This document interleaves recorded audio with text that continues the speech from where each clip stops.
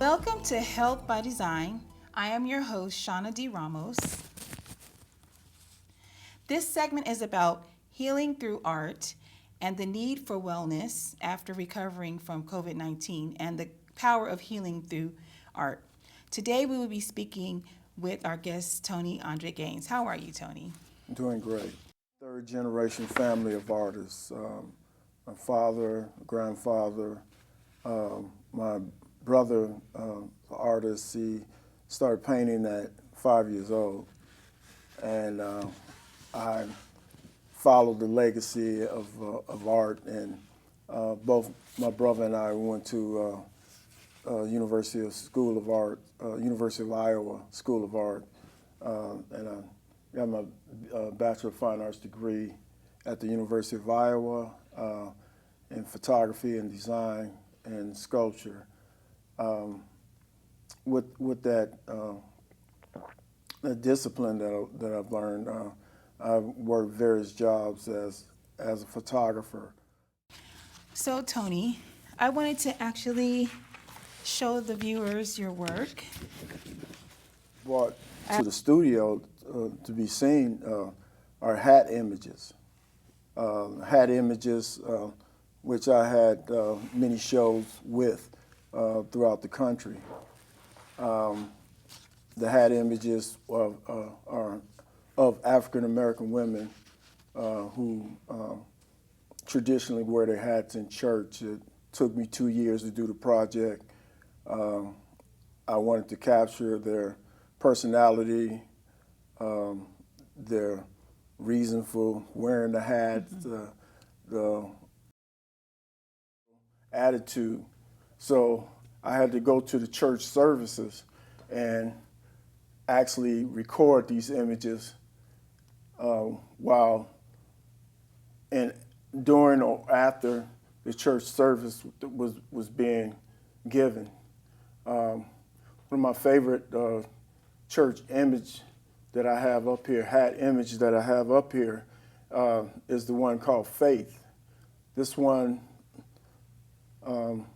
was one of the key images in the National Art Museum showing in Houston.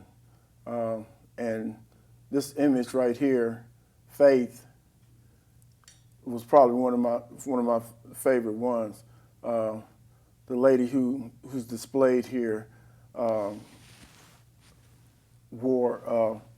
from a hat-wearing traditional family, and she wore various hats every church service.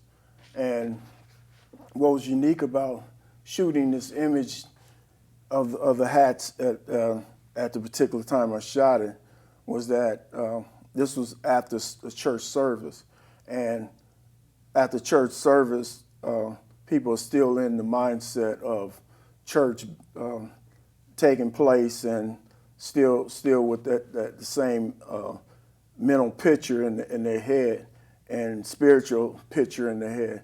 And I was able to capture her with this expression that it really give a great impression about faith. Also, what was unique about this image was the fact that behind her,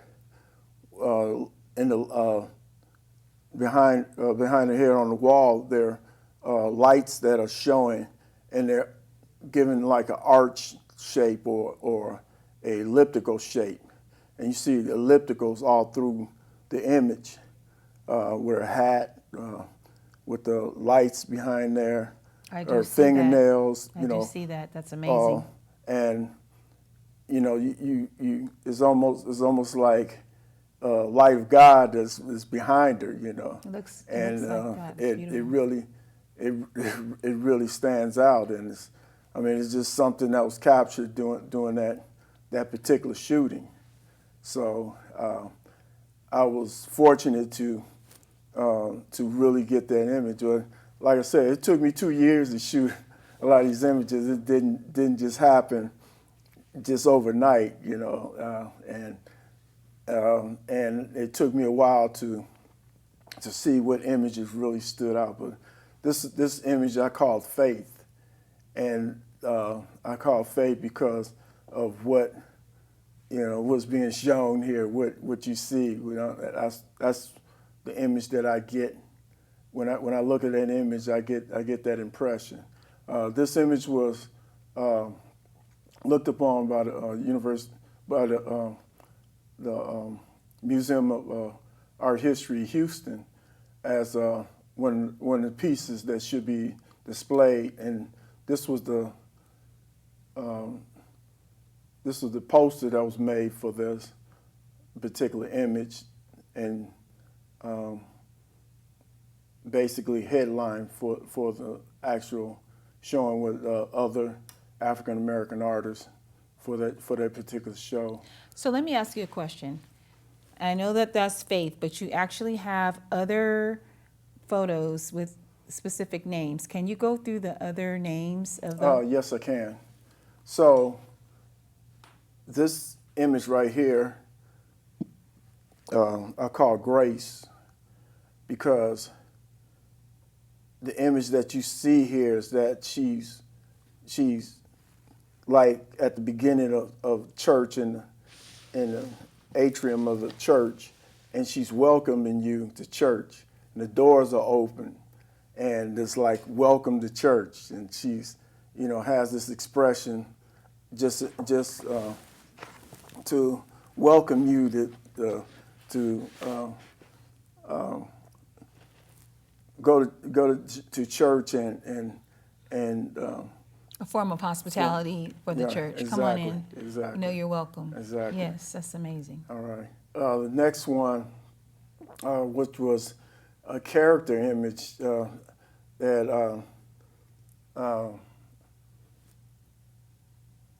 The joy. Is it the joy? basically called Joy.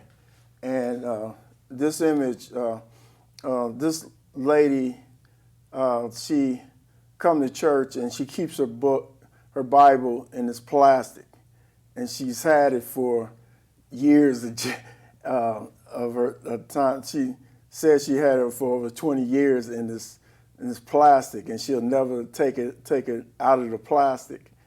And she keeps it covered like that, and she smiles every church service. Every church service, she's just joyful. She's just happy, you know, to be, and that expression is just real. That's just her real expression that's being given in that. So I call it joy, you know. When this one right here, the next one, again, the expression kind of displays the person, and I call it fortitude, because she basically shows the attitude of strength. And you know, a lot of black women go through an act of fortitude where they have to be strong for not just themselves, but for their family, and for everything around them. And she shows that strength, shows that shield that she puts out there to, you know, to guard her family and herself from the elements that are out there. So I call this image fortitude. This image right here, I call wisdom. The lady that's in this image, she's 94. When I shot her, she was 94 years old. And if you look at her expression, you get the attitude that, you know, I know this book. You know, I cherish this book, but I know this book. and it's an act of wisdom that's being shown in her attitude and personality. So all of these different forms of these person, they come out in the images that are being shown, and I see an act of wisdom that's shown in this image. The next image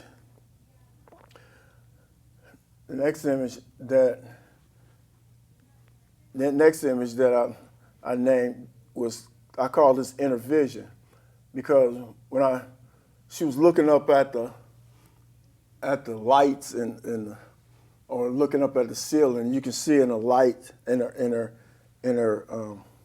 glasses, you can actually see like almost like starlight, or you can actually see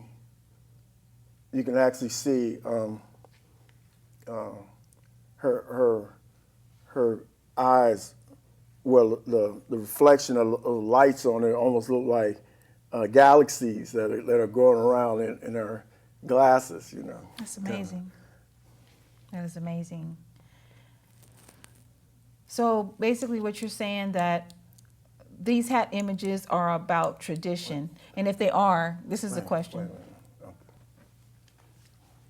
Are the hat images about tradition? And if so, what other cultures wore hats or head coverings?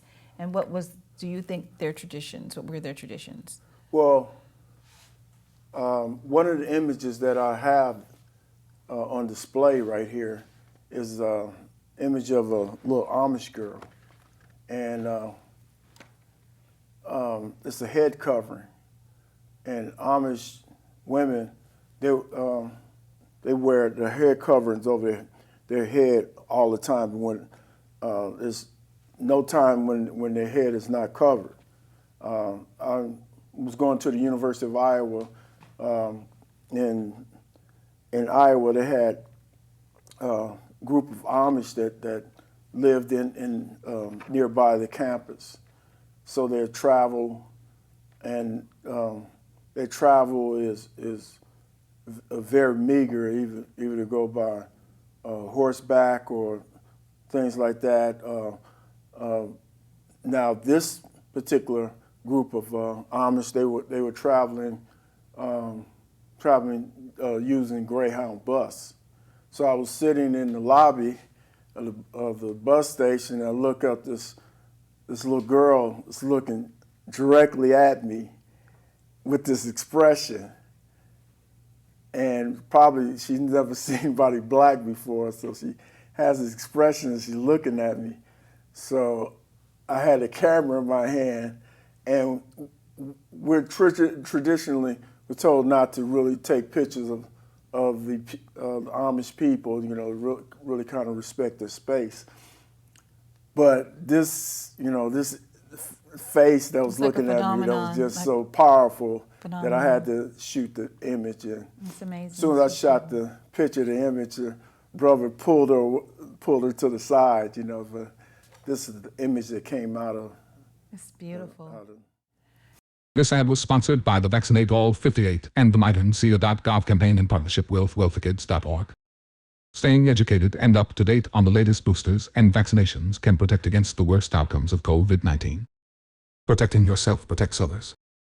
Contact MyDon'tSeeya.gov for education and locations to vaccination sites. I have one question about the hats with This ad was sponsored by the Vaccinate All 58 and the MyDon'tSeeya.gov campaign in partnership with WealthyKids.org.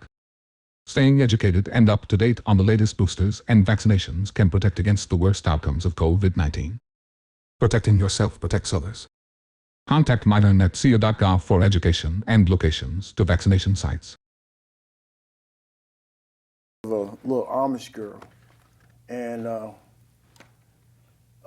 it's a head covering. And Amish women, they wear their head coverings over their head all the time. When there's no time when their head is not covered. I was going to the University of Iowa. in Iowa, they had a group of Amish that lived in nearby the campus. So their travel and their travel is very meager, even to go by horseback or things like that. Now this particular group of Amish, they were traveling using Greyhound bus. So I was sitting in the lobby of the bus station, and I look up this little girl is looking directly at me with this expression. And probably she's never seen anybody black before, so she has this expression and she's looking at me. So I had a camera in my hand, and we're traditionally we're told not to really take pictures of the Amish people, you know, really kind of respect their space. But this, you know, this face that was It's like a looking at me, that was phenomenon, just like so powerful that I phenomenon. had to shoot the image. And It's amazing. as soon as I shot the picture, the image, her brother pulled her to the side, you know. But this is the image that came out of. It's beautiful. Out of I have one question about the hats with the watermelon fans. Can you give me some information? I really like the black and white and color of that art piece. Could you give me some information about that particular one there? What was the Okay. what was this piece about? What is the Okay, so imagery? the image with the watermelon fan, I use symbolism and metaphors in this particular image. The whole idea that watermelon comes from Africa. It's traditionally from the place that African Americans are from, or Africans are from. And I use as a metaphor, the women wear, during a hot time of the season, they use a fan to cool themselves off or air themselves off during church. And I use the watermelon to symbolize the fan to cool their cool themselves off with. And the watermelon pieces itself, again, it basically shows a symbol of relationship between Black Americans or Africans to the watermelon. The actual tradition of watermelon, if you go back 5,000 years, in Egypt, the watermelon was held as a strong symbol for the king and queen and the pharaoh and the queen in Egyptian history. And upon the burial of the king or queen, the watermelon seeds were thrown at the feet of the tombs or within the tombs and thought to bring back life. So it's a very powerful and very positive image of the watermelon and Black people. And so I wanted to actually show a metaphor to and show actually the hats in a different way. So I utilized that. Thank you so much. We're going to take a break and we'll be right back. So Tony, I wanted to actually show the viewers your work. I have already discussed this, but I wanted to ask you, in your words, can you tell us a little bit about you as an artist? Yes, I come from a third generation family of artists. My father, grandfather, my brother, artist, he started painting at 5 years old. And I followed the legacy of art, and both my brother and I went to University of Iowa School of Art, and I got my Bachelor of Fine Arts degree at the University of Iowa in photography and design and sculpture. With that discipline that I've learned, I've worked various jobs as a photographer, but I found myself being able to do a lot of things that had to deal with creativity. I write songs. I do art direction. I do a lot of different. I write stories, storytelling, and those things fall in part with the spirit I have in dealing with art and photography. Images that I've brought to the studio to be seen are hat images. Which I had many shows with throughout the country. The hat images are of African American women who traditionally wear their hats in church. It took me 2 years to do the project. I wanted to capture their personality, their reason for wearing the hats, just the whole spirit of the hat wearing women that were in the church. Again, it took me 2 years to really finalize the very natural hat wearing women, and I think I did a pretty good job in getting that type of imagery completed. You really did, and I want to tell you that the art is very beautiful. I like the fact that you're into the traditions of the headdress for women. As you see, I have my headdress on, which is more Afrocentric and neo-soul. But, the woman's headdress means a lot. It could be royalty. It could also be tradition.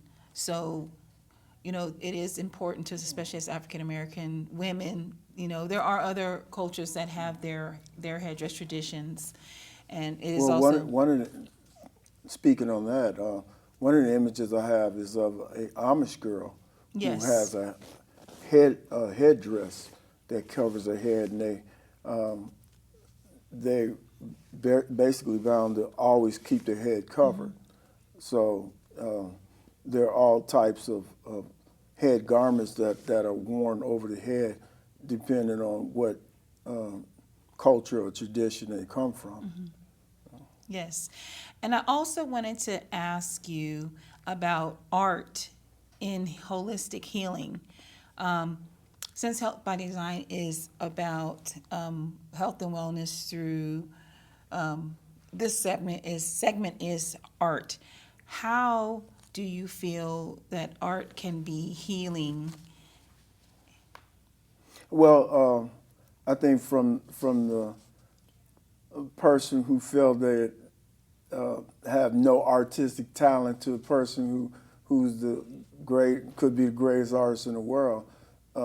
Art releases attention. It releases all the pain. It releases all the buildup that you have inside of you that may be ailing you or whatever like that, and it allows that to be released.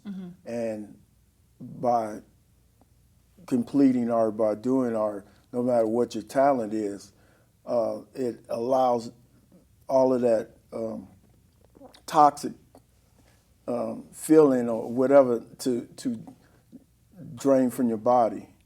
Another thing, you also begin to think outside of the box and start to see other possibilities and things that you could be involved in and things you could do to help your life. And I think that art gives you the avenue to be able to do that. Yes, I agree.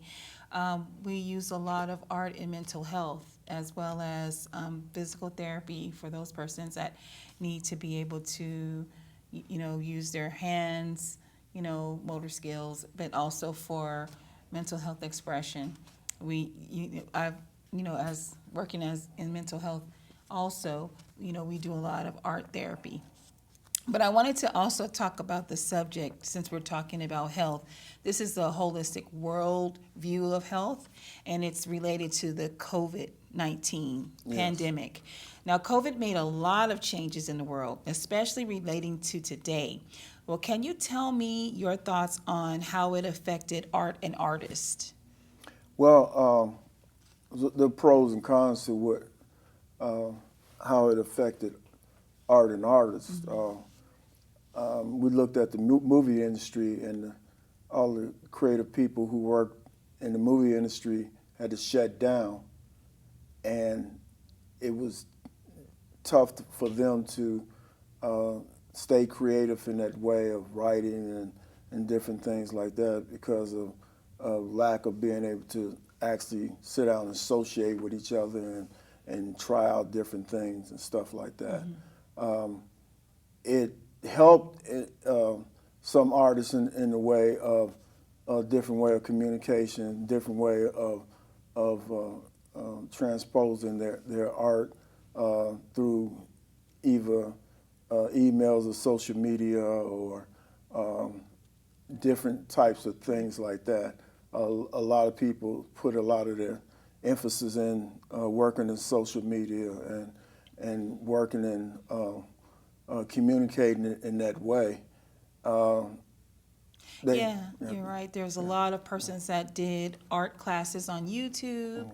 They did art classes on Patreon where they could get memberships. They did art, exhibits on TikTok and Instagram and Facebook. So that was kind of the way that they were able to, think out of the outside of the box to be able to still be sustained, because the goal was sustainability to thrive during the pandemic. Exactly. And so a lot of people lost a lot of money prior to, going to the social media because of the closures, or no one could go to movie theaters, orchestras, and etc. So a lot of musicians, artists did go to social media, and once they found a niche, because even I myself did so, going from teaching finance literacy to children to going to podcasts. That was the sustainability movement for artists. They actually started creating concerts, and then they felt that was even a better opportunity because, when you're doing art in a museum, which is important, it is important because that is culturally important to have art exhibits. But when we couldn't go to the museum, the persons created their own, virtual art museums and shows. I think one of the biggest things that people lost was personal socialization. Yes, that was the trade-off. You get a different kind of imprint when you right there in person and you socialize and you're speaking to each other personally. There's a whole different kind of imprint that comes out of that, and I think that's one of the biggest things that people lost in that whole deal. Yes, and that is true. I have another question for you. I wanted to ask you, where do you see yourself in the future related to your artworks and the things that you aspire to do, with your creativity? I've always said that God gave me the ability to create things from dust, and depending on where I'm at in the world or what situation I'm in, I'm going to utilize the time that I have to practice the creativity that God has given me the ability to do. And I don't have one idea, I have multiple ideas and in multiple different genres. Yes. I'm always thinking of inventions, I'm always thinking of music, I'm always thinking of imagery, I always think of art concepts. I mean, it just constantly runs through my veins. So I'm never concerned about what I don't have or whatever or where I'm at in the world. I know that whenever I'm given a chance, I'm going to do something creative. I'm going to think of something creative to do, and those ideas stay in my head. Well, we want to thank you so much for joining us on Health by Design today.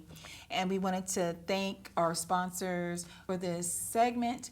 We will be actually participating in a art installation. And where would that art in Anaheim? And so that will be March 31st, and that's the Mary Ann Birthday Alice in Wonderland art installation and music extravaganza. And you're the Exactly. creative director and photographer, videographer of this art installation. Yes. Yes. And so we will be looking forward to participating in and being a part of that art installation and every other endeavor.